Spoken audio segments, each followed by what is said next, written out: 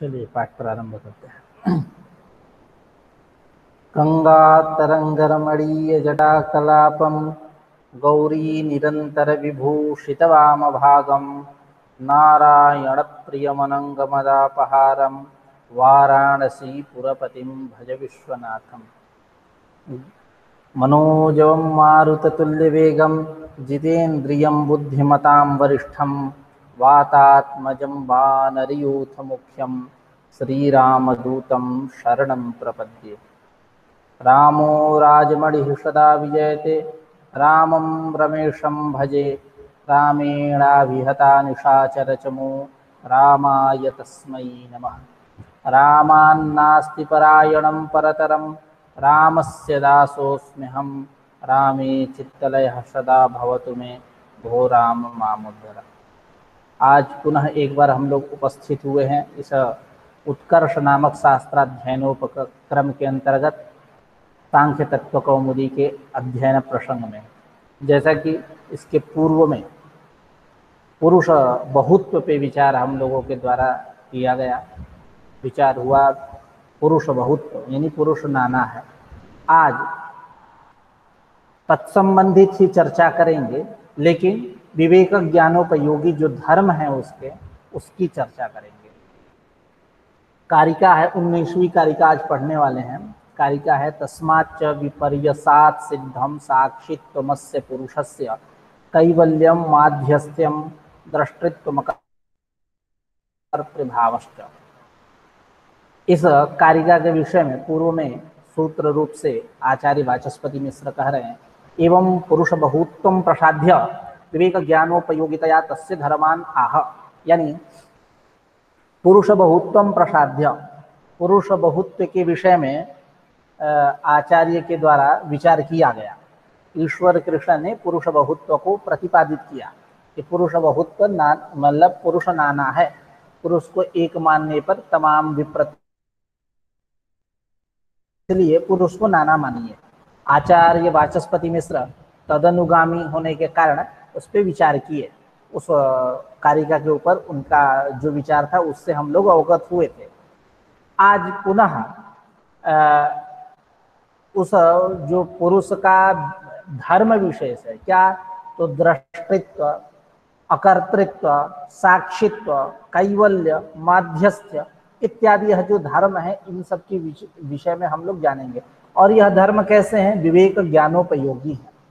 विवेक ज्ञानोपयोगी, उसमें यह उपयोगी है, सहकारी है, सहकारी कारण है, यूं कह ले, सहायक है, उपकारक मतलब यूं कह ले उपकारक है। अविवेक ज्ञान होगा उपकार्य, उसमें रहेगी उपकार्यता, इसमें रहेगा उपकारकता, इन सब में। तो एवं पुरुष बहुत्वम प्रसाद्य, पुरुष बहुत्व को बतला करके विवेक ज्ञानोपयोगितया तस्य धर्मान आह, तस्य पुरुषस्य धर्मान आह, पुरुष के धर्म को बतला रहे हैं। वो धर्म कैसे हैं? विवेक ज्ञानोपयोगितया, विवेक ज्ञानोपयोगी है, इसलिए उनको बतलाना अत्यंत आवश्यक है।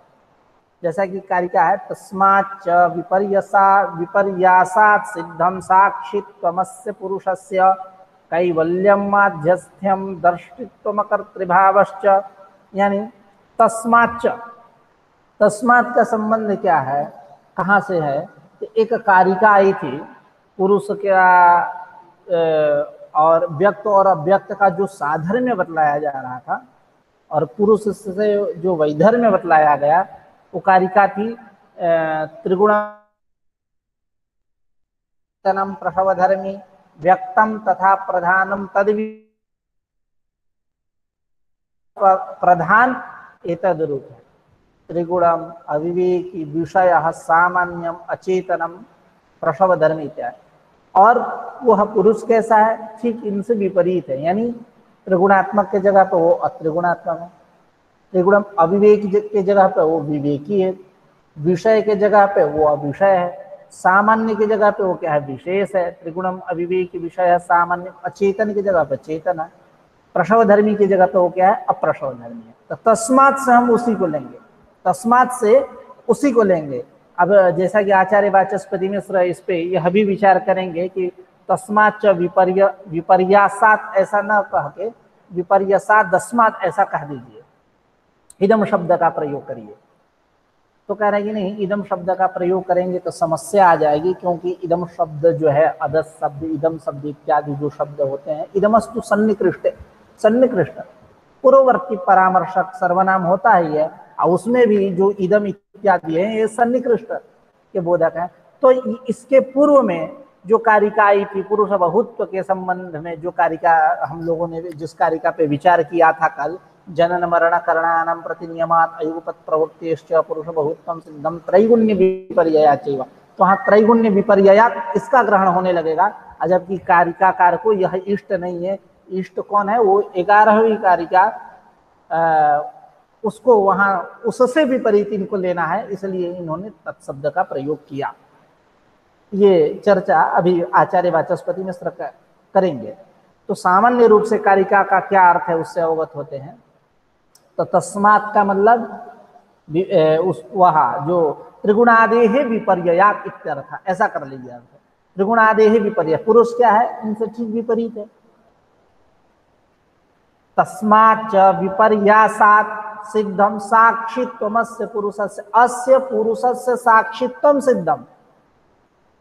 यह पुरुष जो एतादृश होने के कारण, त्रिगुणादि से विपरीत होने के कारण, अत्रिगुणात्मक होने के कारण, विवेकी होने के कारण, चेतन होने के कारण इत्यादि, अप्रसव धर्मी होने के कारण, अविषय होने के कारण, एतद रूप होने के कारण अस्य पुरुषस्य साक्षित्वम सिद्धम, इस पुरुष का साक्षित्व सिद्ध है।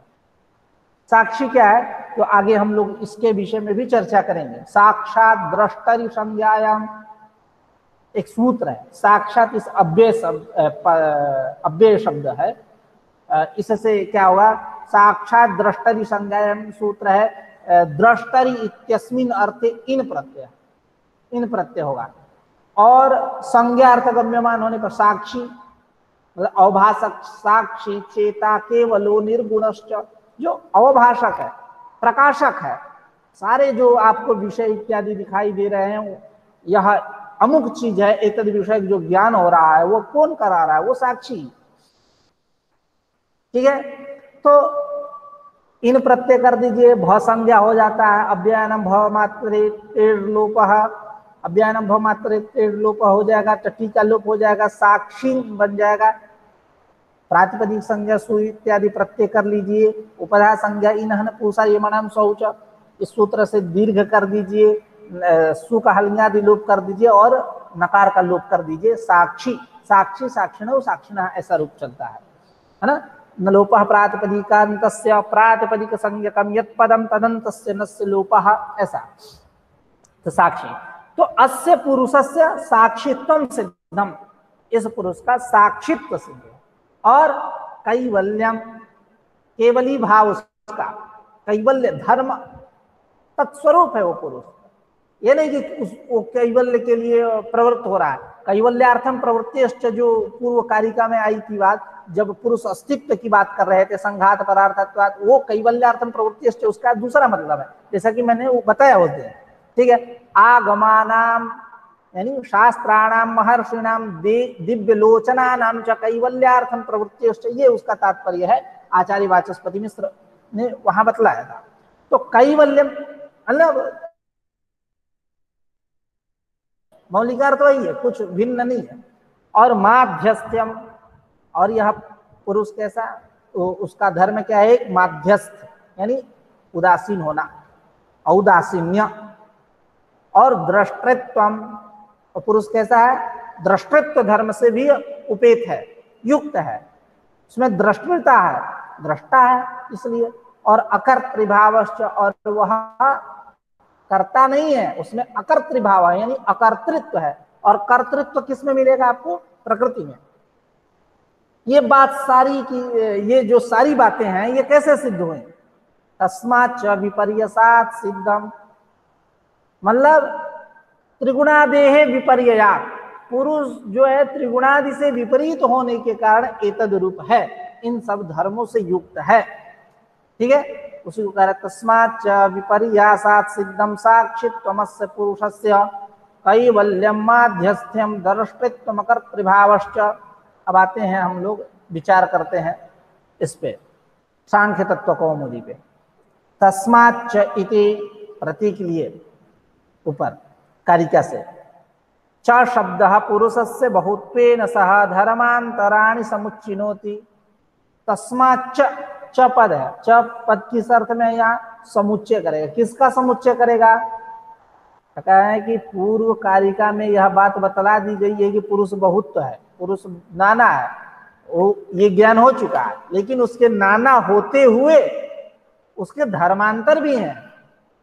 पुरुष बहुत्वेन सह धर्मांतराणि समुच्चिनोति, यही च की भूमिका। धर्मांतर क्या? धर्मांतर साक्षी है, उसमें साक्षित्व है, केवली भाव है, माध्यस्थ है, औदासीन्य यूं कह ले, उदासीन है, उसमें औदासीन्य धर्म है, दृष्टित्व धर्म है, अकर्तृत्व धर्म है, इत्यादि तमाम उसमें धर्म है। ठीक है, तो इस प्रकार चकार की भूमिका रही समुच्चय करना। किसका समुच्चय किया? तो धर्मांतराणि, पुरुष बहुत्वेन सह धर्मांतराणि, पुरुष बहुत्व के साथ साथ वो करेगा। अब आगे कह रहे हैं विपर्यासात अस्मात् इत्युक्ते, कह रहे हैं कि तस्मात् च विपर्यासात, तस्मात्, इनका प्रश्न केवल यही है कि तस्मात् को हटा करके अस्मात् पद रखिए, कह रहे कि नहीं, यदि ऐसा कहूं तो क्या होगा?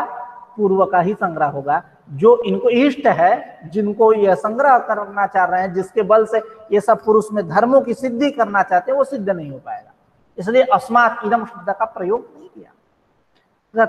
विपर्यासात अस्मात् इत्युक्ते त्रैगुण्य विपर्ययाद इत्यनंतरोक्तम संबंध्येत। कह रहे हैं कि यदि हम अस्मात् पद दे दे तो विपर्यासात अस्मात् ऐसा कह दे तो त्रैगुण्य विपर्ययात, जो पूर्व में बात कही गई, जनन मरण करणानां प्रतिनियमात युगपत प्रवृत्तिश्च पुरुष बहुत्वम सिद्धम त्रैगुण्य विपर्ययात, त्रैगुण्य विपर्ययात इसका केवल संग्रह होगा, है ना। इनको पूरा लेना है इत्यादि, त्रैगुण्य विपर्यय तो लेना ही है, तमाम और भी लेना है, अविषय है, चेतन है, अप्रसव धर्मी है, इत्यादि लेना, उसी के बल पे सिद्धि करनी है।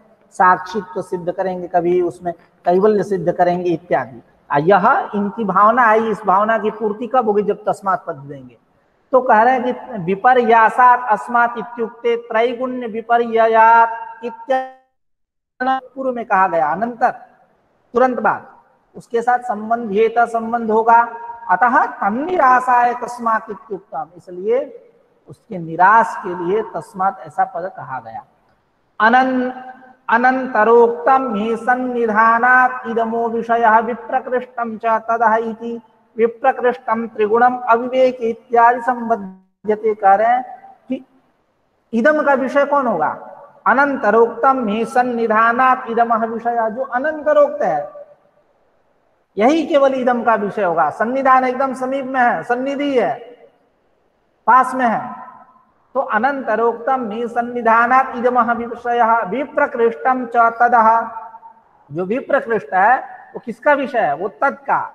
इति विप्रकृष्टम त्रिगुणम अविवेक इत्यादि संबंध्यते, उसके साथ इसका संबंध है, इसलिए यहां तस्मात् पद देना है, देंगे तभी होगा।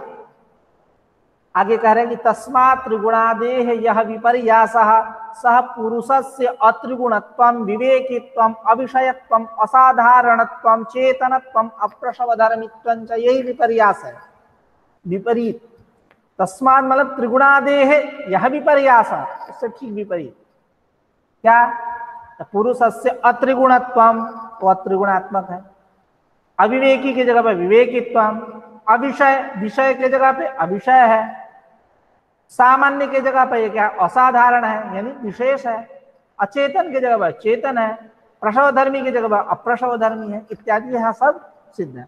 अब किससे किसकी सिद्धि हो रही है, अब यहाँ बतला रहे हैं। तत्र चेतनत्वेन अविषयत्वेन च साक्षित्व दृष्टित्वे दर्शिते, ध्यान दीजिएगा, यह पहले गणना करिए कितने हैं। तो एक अत्रिगुण, दूसरा विवेकी, तीसरा अविषय, चौथा असाधारण, पांचवा चेतन, छठा अप्रसव धर्मी, है ना। अब इनमें चेतनत्वेन अविषयत्वेन च साक्षित्व दृष्टित्व दर्शिते, यानी यह पुरुष के चेतन होने से पहली बात, दूसरी बात अविषय होने से, यह दो के कारण इस पुरुष में साक्षित्व और दृष्टित्व इन दोनों की उपपत्ति होती है, इन दोनों की सिद्धि होती है। कैसे?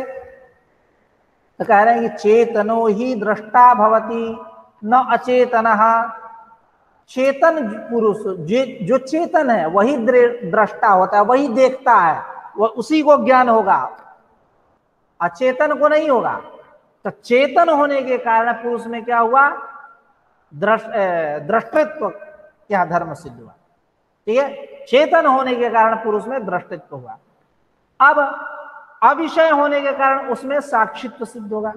तो पहले साक्षी को बतला रहे, साक्षी च दर्शित विषयो भवति यस्मै प्रदर्श्यते विषयः ससाक्षी। साक्षी कैसा होता है?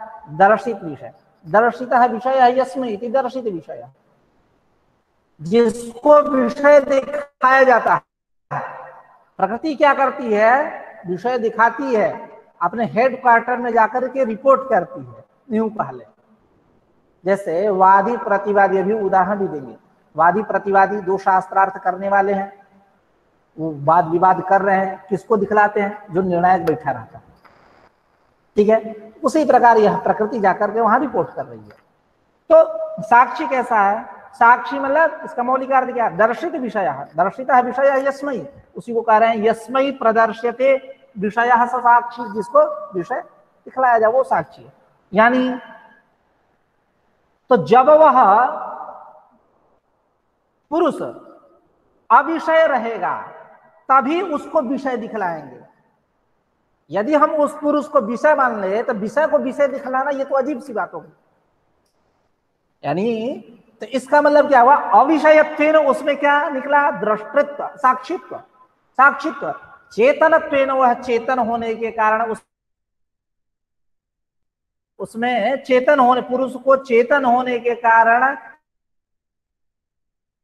हुई, और वह पुरुष जो है अविषय है, विषय नहीं है। अविषय होने के कारण यह क्या है? साक्षित्व की उसमें उपपत्ति हुई।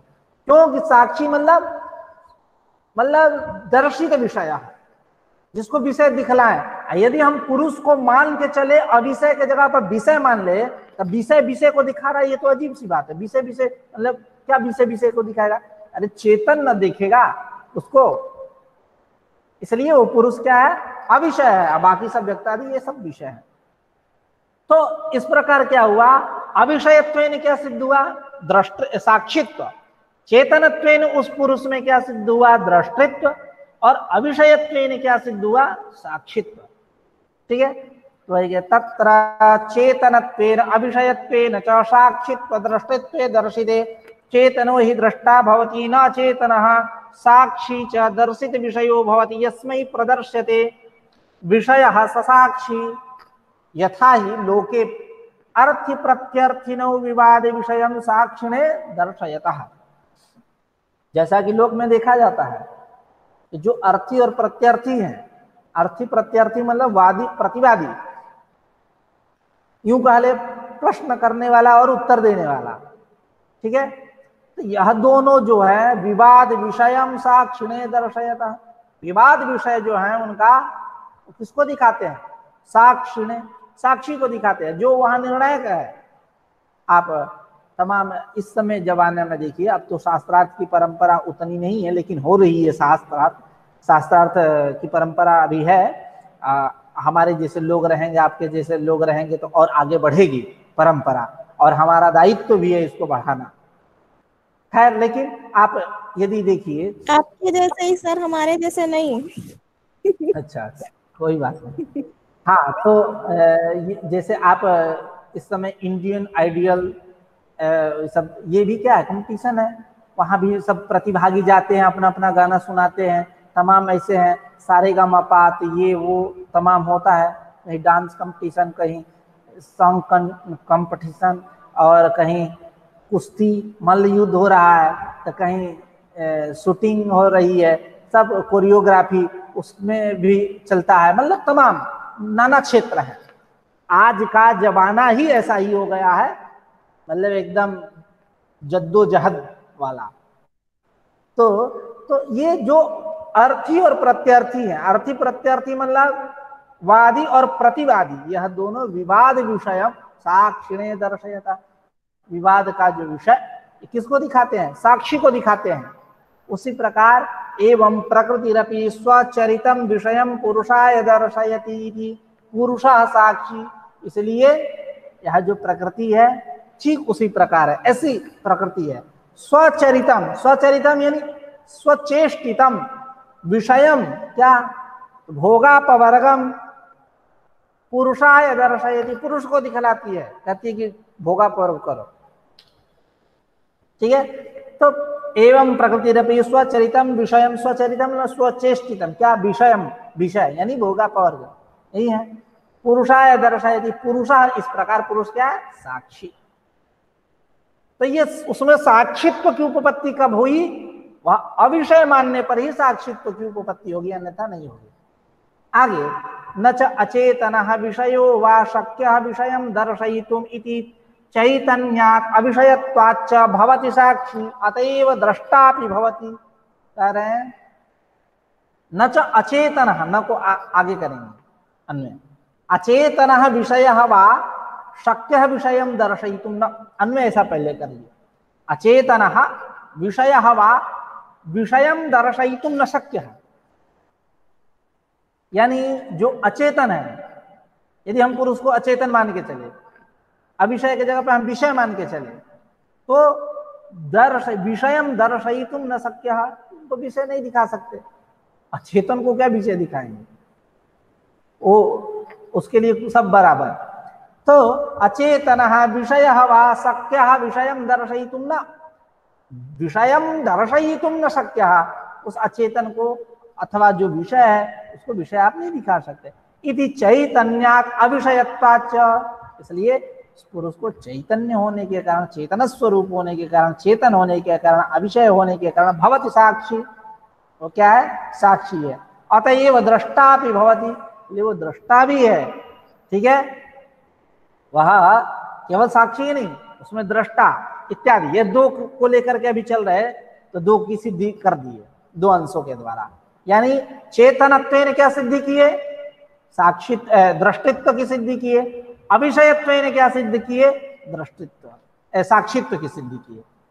तो आगे, अत्रैगुण्याच्च अस्य कैवल्यम, अस्य पुरुषस्य कैवल्यम अत्रैगुण्यात्, यह पुरुष कैसा है? अत्रिगुणम, अत्रिगुणात्मक है। तो अत्रिगुणात्मक होने के कारण केवली भाव है।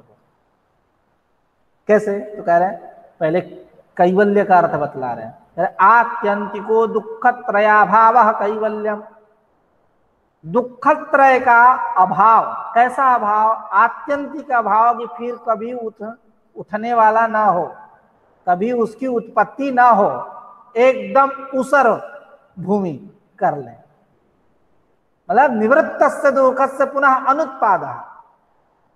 प्रथम कारिका पे चर्चा किए थे हम लोग, वाचस्पति मिश्र ने कहा था ऐकांतिकत्वम नाम निवृत्तस्य दुःखस्य पुनः अनुत्पादः, नहीं हाँ, ऐकांतिक दुःख निवृत्तेः अवश्यम भाव आत्यंतिकम नाम निवृत्तस्य दुःखस्य पुनः अनुत्पादः इत्यादि।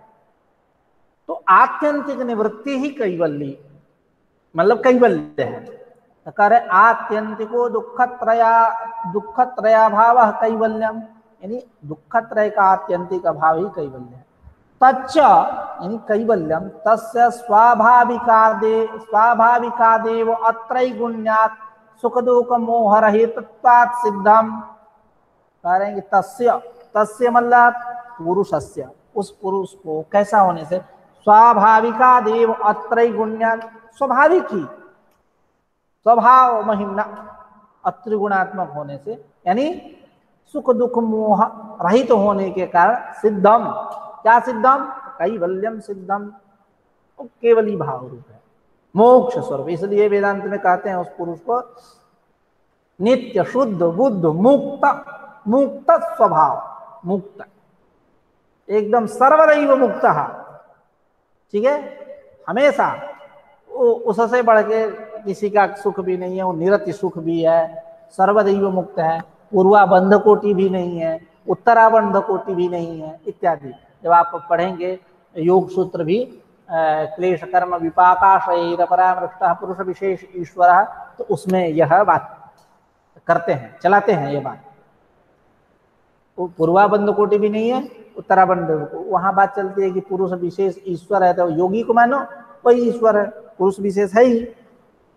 पूरा शरीर तपा के गला लिया, ये पुरुष विशेष तो है, तो कहते कि नहीं पूर्वाबंध कोटि थी उसकी।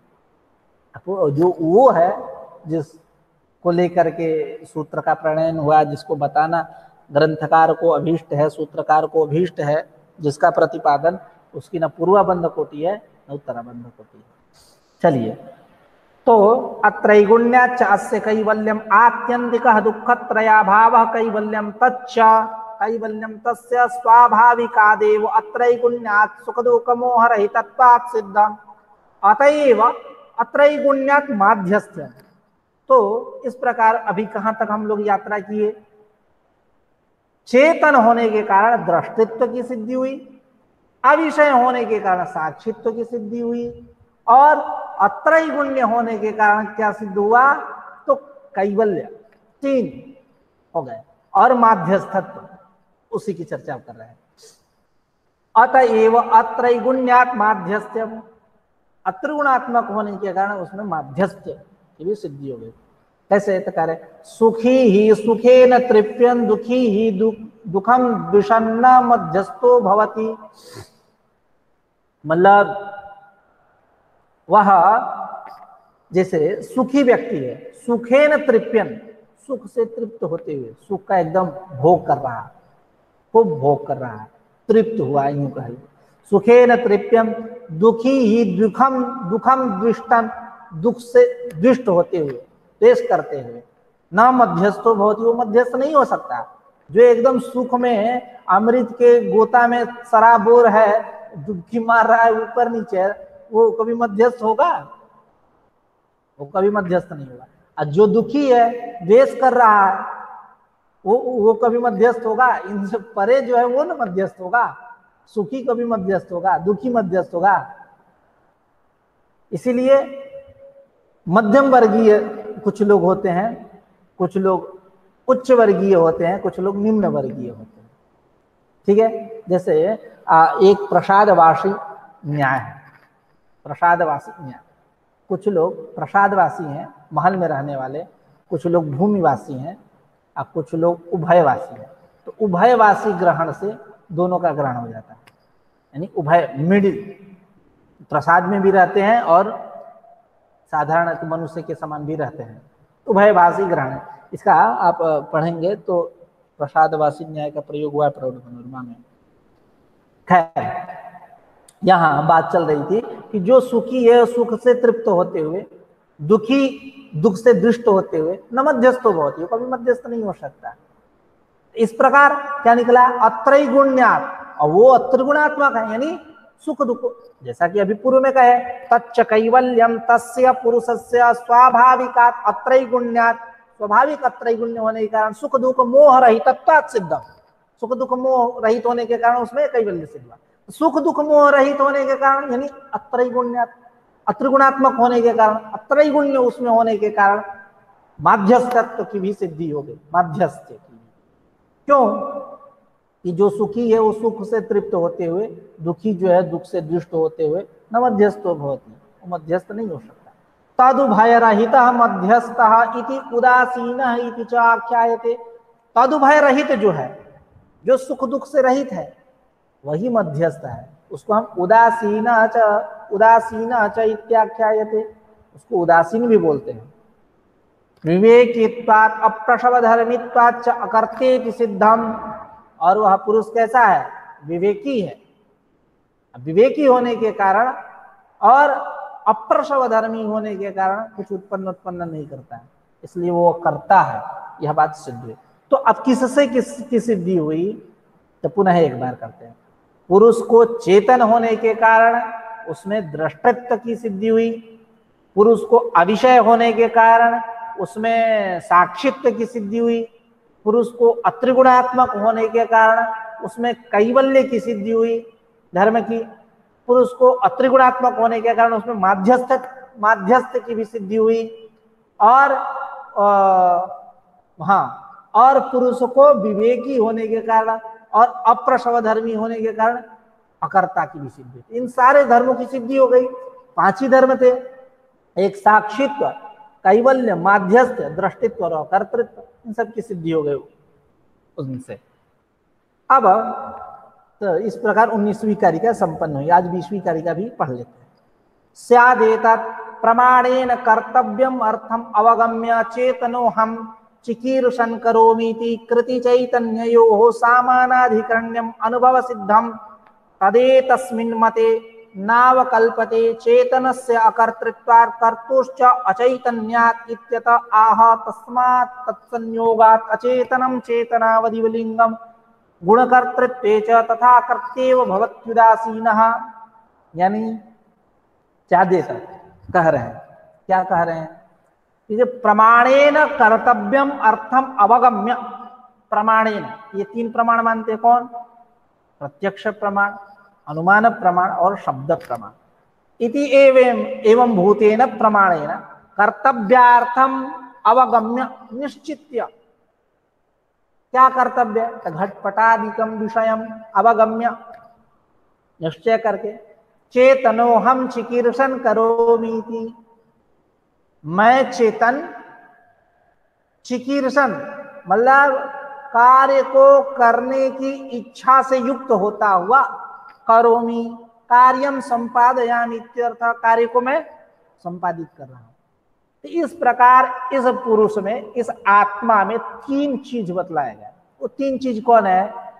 एक ज्ञान, दूसरा इच्छा, तीसरा कृति।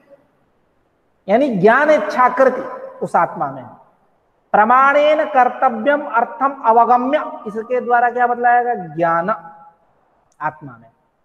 चेतनो हम चिकीर्षण करोमि, चिकीर्षण मतलब इच्छा, करोमि संपादयामि, इसके द्वारा प्रयत्न को बतलाया गया। तो इसका मतलब क्या? ये बात को पहले अभी पूर्व पक्ष बना रहे हैं ना, तब उसके समाधानार्थ यह कारिका उपयुक्त होगी।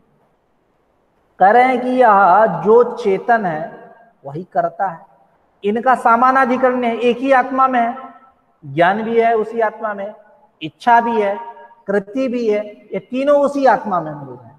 तो जब यह तीनों उसी आत्मा में मिल रहे हैं, वो अनुभव सिद्ध भी है, समानाधिकरण्य है इनका।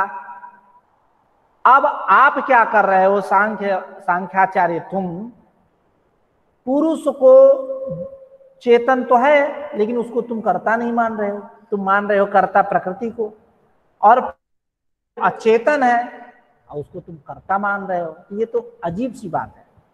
यहां क्या है, उस आत्मा में ज्ञान भी है, चिकीर्षा भी है यानी इच्छा भी है, और कृति भी है, सामानाधिकरण देखा जाता है, ये अनुभव सिद्ध है। जो चेतन है वो कर्ता भी है, इच्छा कर रहा है, कृति प्रयत्न करने वाला भी है, जो चेतन है वो करता है। यहाँ तुम्हारे यहाँ सांख्याचार्यों के यहाँ जो चेतन है वो करता है ही नहीं, उदासीन मान लिए, उसका ठेप्पा लगा दिए उदासीन का, और जो अचेतन है उसको तुम मान लिए करता, यानी प्रकृति को।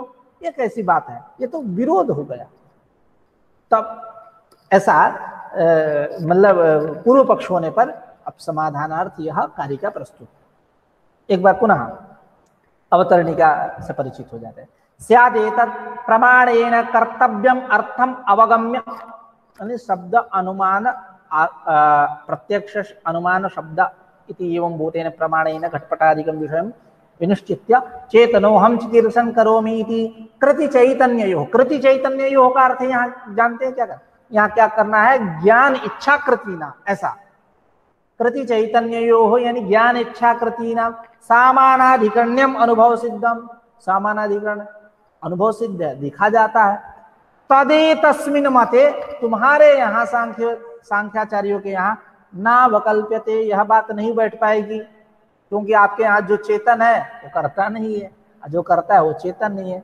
है ना, नावकल्पते चेतनस्य अकर्तृत्वात्, चेतन को अकर्ता मानते, अकर्तुश्च अचैतन्यात्, जो तुम्हारे यहाँ कर्ता वो चेतन है, अचेतन है, इत्यत आह। तो इसका क्या तुम समाधान दोगे? तो कह रहे हैं तस्मात् तत्संयोगात् अचेतनम चेतनावदिवलिंगम गुणकर्तृत्वे च तथा कर्तेव भवत्युदासीनः। तस्मात्, तस्मात् का अभी नीचे अर्थ करेंगे, यतः चैतन्य कर्तृत्वे भिन्नाधिकरणे युक्तिता सिद्धे। अभी सामान्य रूप से आप ये लेकर चलिए, तस्मात् मतलब पुरुषस्य चेतनत्वा, पुरुष के चेतन होने के साथ क्या हुआ कि इस प्रकृति के साथ इस पुरुष का संबंध हुआ, तो पुरुष में रहने वाला जो चैतन्य है धर्म वो प्रकृति ने ले लिया। अब प्रकृति में रहने वाला जो कर्तृत्व धर्म है वह पुरुष में आ गया।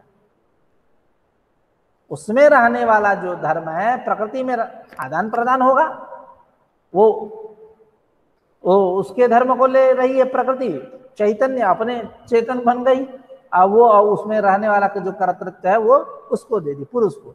इसलिए तथा कर्तेव भवत्युदासीनः, उदासीनः पुरुष कर्ता इव, इव कहते हैं, कर्ता के समान होगा। तो तस्मात् तत्संयोगात् अचेतनम मतलब वही अव्यक्तम, चेतनावदिवलिंगम, यह जो लिंग है, लिंग यानी महदादि सूक्ष्म भूत पर्यंतम इत्यादि, यह सब जो है चेतनावधि, चेतन के समान हो जाते। क्यों? वहां से प्रकाश लिया, चिति छायापत्ति हुई, चिति की छाया पड़ी, चिति छायापत्या उचेतन हो गया। और गुण कर्तृत्व तथा कर्तेव भवत्युदासीन, गुण कर्तृत्व गुणानाम यानी महदादि नाम, गुणानाम यानी महदादि नाम, भूम्यंता नाम, व्यक्ता नाम, ये गुण पद है, इनका कर्ता कौन है? प्रकृति। उसमें गुण कर्तृता है, लेकिन प्रकृति का पुरुष के साथ संयोग है, तो संयोग होने के कारण यह उदासीन जो पुरुष है वो कर्ता है, कर्ता के समान हो जाए। गुण कर्तृत्व तथा कर्तेव भवत्युदासीन, उदासीन पुरुष कर्ता ही भवति, कर्ता के समान हो जाता है। उसी को स्पष्ट करते हुए नीचे लिख रहे हैं आचार्य वाचस्पति मिश्र, तस्मात् इति यतः चैतन्य कर्तृत्वे भिन्नाधिकरणे युक्तितः सिद्धे। अरे यतः, यतः यस्मात् इति हेतु, कह रहे हैं कि यह जो चैतन्य और कर्तृत्व है यह दोनों भिन्न अधिकरण में स्थित है। यानी चैतन्य का अधिकरण कौन है? पुरुष। कर्तृत्व का अधिकरण है कौन है? प्रकृति। ये दोनों अलग अलग रह रहे हैं, भिन्न अधिकरण है, युक्तितः सिद्ध, शास्त्रतः सिद्ध, शास्त्र से यह बात स्पष्ट हुई। शास्त्र ने बतलाया कि पुरुष जो है वो चेतन है, प्रकृति जो है वो त्रिगुणात्मक है, वो अचेतन है, जड़ है, इत्यादि यह बातें हम लोगों ने शास्त्र के द्वारा जाना। तो चैतन्य कर्तृत्व भिन्नाधिकरणे युक्तितः सिद्ध, तस्मात् भ्रांतिरियम। लेकिन यह जो आपको प्रतीत हो रहा है, ऊपर जो पूर्व पक्ष किए, ज्ञान इच्छा कृति एक जगह मिल गया और कह रहे हो कि यहाँ आपके सांख्य सिद्धांत के साथ ये कैसे टैली खाएगा, ये तो विरोध बात हो गई, विरुद्ध बात हो गई। यानी आप मानते हो पुरुष जो चेतन है उसको कर्ता नहीं मानते, जो अचेतन है उसको तुम कर्ता मानते हो आप, ये तो बात तो विरोध हो गया। तो कह रहे कि नहीं, वो जो आप ज्ञान इच्छा कृति को एक जगह तुम मान रहे हो, कह रहे हो जो चेतन है वही करता है, ये भ्रांति नियम। ये दोनों भिन्न भिन्न है, दोनों अलग अलग जगह पे है। चैतन्य जो है पुरुष में है, उसका अधिष्ठान पुरुष है, उसमें वो धर्म है।